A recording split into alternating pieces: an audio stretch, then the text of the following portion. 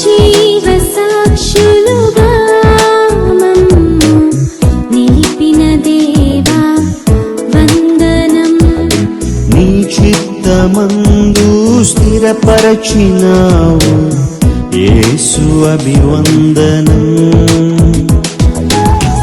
ఏమిచ్చి నీ రుణం తీర్చగలము, జిహ్వా ఫలము అర్పింతుము.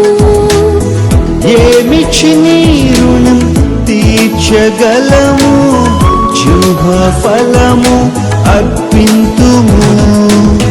మేము నీ చిత్తములో